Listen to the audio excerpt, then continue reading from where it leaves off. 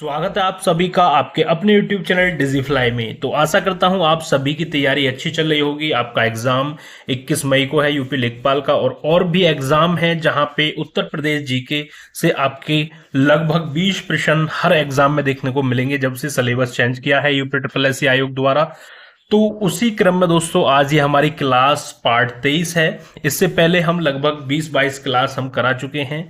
तो उसी क्रम में ये आज हमारी नेक्स्ट क्लास है। यहाँ पे टॉप 15 एमसीक्यूज को आज हम कवर करेंगे। देखते हैं कितने प्रश्न आप यहाँ पे सही कर पाते हैं।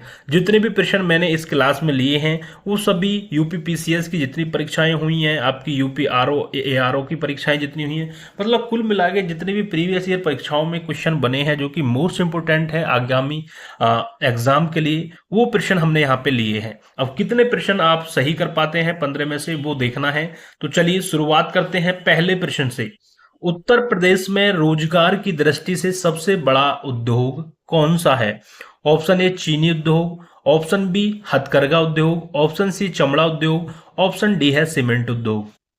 बताइए, रोजगार की दृष्टि से सबसे बड़ा उद्योग यदि पूछ ले उत्तर प्रदेश में तो राइट आंसर हो जाएगा हथकरघा उद्योग, हैंडलूम जिसको बोलते हैं हथकरघा उद्योग। ठीक है, कृषि के बाद उत्तर प्रदेश में सर्वाधिक रोजगार प्रदान करने वाला क्षेत्र है। चलिए आगे बढ़ते हैं। प्रश्न नंबर 2, प्रसिद्ध हिंडोल का संयंत्र जो है आपका उत्तर प्रदेश में कहाँ स्थित है? कई बार पूछा गया है परीक्षा में, आपको बताना है। Option A Lalitpur, option B Renukoot, option C Saharanpur, option D Bareilly. तो यहां पे राइट आंसर क्या हो जाएगा? बात यदि आ जाती है एग्जाम में कि हिंडोल का संयंत्र उत्तर प्रदेश में कहां स्थापित है, तो याद रखना ऑप्शन बी राइट आंसर होगा रेणुकूट। ठीक है, सोनभद्र जिले के रेणुकूट में एल्यूमिनियम उत्पादन के लिए हिंडोल का संयंत्र स्थित है। अब एक चीज आपकी यहां पे और क्लियर हो गई कि जो हिंडोल का संयंत्र है वो किसका उत्पादन करता है? एल्यूमिनियम का उत्पादन करता है। ठीक है, ये भी आपको याद रखना है। चलिए आगे बढ़ते हैं नेक्स्ट प्रश्न की तरफ। अगला प्रश्न क्या है कि रेणुकूट में हिंडोलका की स्थिति का मुख्य कारण इसकी किसके निकटता है? मतलब ये रेणुकूट में ही क्यों बनाया गया? हिंडोल का जो संयंत्र है वो किसकी निकटता है, मतलब क्यों बनाया गया, क्या कारण है? ऑप्शन ए कुशल श्रम से, ऑप्शन बी शक्ति ऊर्जा के स्रोत से, ऑप्शन सी बाजार से, ऑप्शन डी कच्चे माल से। तो इस तरीके से भी घुमा फिराकर प्रश्न जो है एग्जाम में बना है, तो याद रखना ऑप्शन बी राइट आंसर होगा, शक्ति ऊर्जा के स्रोत से। एल्यूमिनियम उद्योग के लिए भारी बिजली की आवश्यकता होती है, इसलिए इसकी स्थापना शक्ति स्रोत रिहंद बांध के निकट की गई है। ठीक है, रिहंद बांध के निकट की गई है। चलिए आगे बढ़ते हैं दोस्तों। वीडियो पसंद आ रही हो तो वीडियो को लाइक कर दीजिएगा, और दोस्तों आपके प्रश्न यदि सही बनने हैं तो लास्ट तक वीडियो को जरूर देखिएगा, और जिसके नहीं बनने हैं वो भी यहाँ पे एक बार जरूर रिवाइज करिएगा ताकि यहाँ गलत हो जाए एग्जाम में गलत ना हो। तो उसके लिए वीडियो को पूरा देखना ही पड़ेगा। चलिए छोटी सी वीडियो है, अगले प्रश्न की तरफ बढ़ते हैं। उत्तर प्रदेश में आलू निर्यात जोन, पोटैटो एक्सपोर्ट जोन कहाँ स्थित है? प्रयागराज में, नोएडा में, कानपुर में या आगरा में? तो याद रखना जब आलू निर्यात जोन की बात करें तो ए से आलू हो गया और ए से आगरा। ठीक है, आगरा उत्तर प्रदेश का प्रमुख आलू निर्यात क्षेत्र है। ठीक है, आगे बढ़ते हैं अगले प्रश्न की तरफ दोस्तों।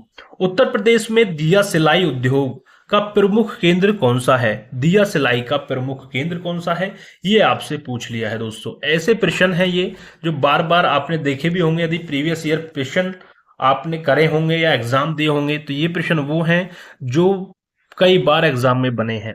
तो राइट आंसर क्या हो जाएगा इसका? बरेली। ठीक है, बरेली उत्तर प्रदेश में दिया सिलाई निर्माण का सबसे महत्वपूर्ण केंद्र है। ठीक है, आगे बढ़ते हैं।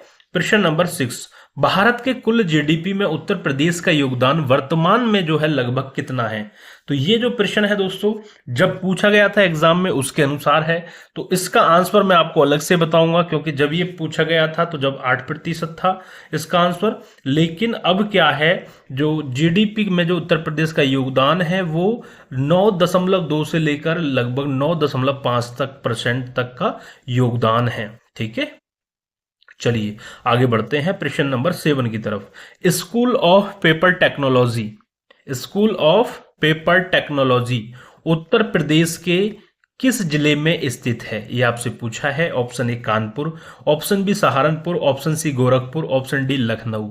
तो बताइएगा 7 का राइट आंसर क्या होगा। जब बात आ जाती है उत्तर प्रदेश में स्कूल ऑफ पेपर टेक्नोलॉजी की, तो राइट आंसर हो जाता है आपका सहारनपुर। ठीक है, कागज उद्योग की प्रधानता के कारण जो है school of paper technology Saharanpur में स्थापित है। ठीक है, चलिए आगे बढ़ते हैं नेक्स्ट प्रश्न की तरफ। प्रश्न नंबर 8 है कि उत्तर प्रदेश के किस क्षेत्र का औद्योगिक विकास सर्वाधिक हुआ है। किस क्षेत्र का औद्योगिक विकास सर्वाधिक हुआ है, मध्य क्षेत्र का, पूर्वी क्षेत्र का जिसको पूर्वांचल बोलते हैं, या बुंदेलखंड का, या पश्चिमी क्षेत्र का। तो बात आ जाती है जब औद्योगिक विकास की, तो उत्तर प्रदेश के पश्चिमी क्षेत्र का जो है औद्योगिक विकास सबसे अधिक हुआ है। पश्चिमी उत्तर प्रदेश में जैसे कि नोएडा, गाजियाबाद, मेरठ जो है ये सबसे विकसित उद्योग क्षेत्र है। ठीक है, आगे बढ़ते हैं। प्रश्न नंबर 9, उत्तर प्रदेश में कृत्रिम रबड़ का कारखाना कहाँ स्थित है, ये आपसे पूछा है।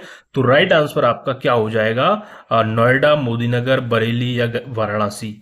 तो बरेली जो है राइट आंसर हो जाएगा। कृत्रिम रबड़ कारखाना बरेली में स्थित है। प्रश्न नंबर 10 की तरफ बढ़ते हैं। दोस्तों वीडियो पसंद आ रही हो तो वीडियो को लाइक कर दीजिए, चैनल पर नए हैं तो चैनल को सब्सक्राइब करना ना भूलें। ऐसी डेली वीडियोस के लिए चैनल को जरूर सब्सक्राइब कर लें। यहाँ पे कंप्लीट यूपी की जीके की तैयारी हम आपकी करा रहे हैं मोस्ट इंपोर्टेंट प्रश्नों के साथ। चलिए आगे, उत्तर प्रदेश में सॉफ्टवेयर तथा business process outsourcing BPO, business process outsourcing, ये फुल फॉर्म भी कभी पूछ ली जाती है, इसको याद रखना। बीपीओ की फुल फॉर्म है बिजनेस प्रोसेस आउटसोर्सिंग। का सबसे बड़ा जो है केंद्र कहाँ है, वाराणसी में, नोएडा में, कानपुर में या लखनऊ में। तो याद रखना नोएडा में है। कहाँ पे है, नोएडा में उत्तर प्रदेश में आईटी और सॉफ्टवेयर उद्योग का सबसे प्रमुख केंद्र है। चलिए प्रश्न नंबर 11 है कि उत्तर प्रदेश के किस जिले में ग्रेनाइट पट्टियां और स्लेट बनाए जाते हैं। कहाँ बनाए जाते हैं, मिर्जापुर में या चुर्क सोनभद्र में, ललितपुर में या झांसी में। तो बात जब आ जाती है ग्रेनाइट पट्टियां उत्तर प्रदेश के किस जिले में बनाई जाती हैं, तो याद रखना कौन से जिले में, ललितपुर में बनाई जाती हैं। ठीक है, ललितपुर में। ठीक है, चलिए आगे बढ़ते हैं।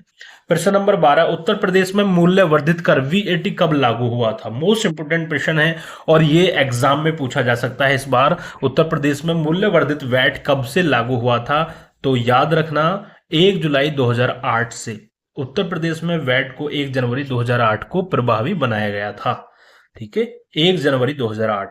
13वां प्रश्न है, उत्तर प्रदेश के व्यापार कर क्षेत्रों में राजस्व संग्रह टैक्स कलेक्शन में उच्चतम स्थान किस शहर का है। कानपुर का, गाजियाबाद का, लखनऊ का, नोएडा का। तो किसका है, याद रखना लखनऊ का है। व्यापार कर क्षेत्र में राजस्व संग्रह के मामले में लखनऊ शीर्ष स्थान पर रहता है।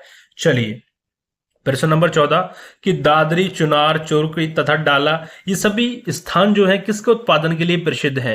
सीमेंट के लिए, चीनी के लिए, कागज के लिए या उर्वरक के लिए।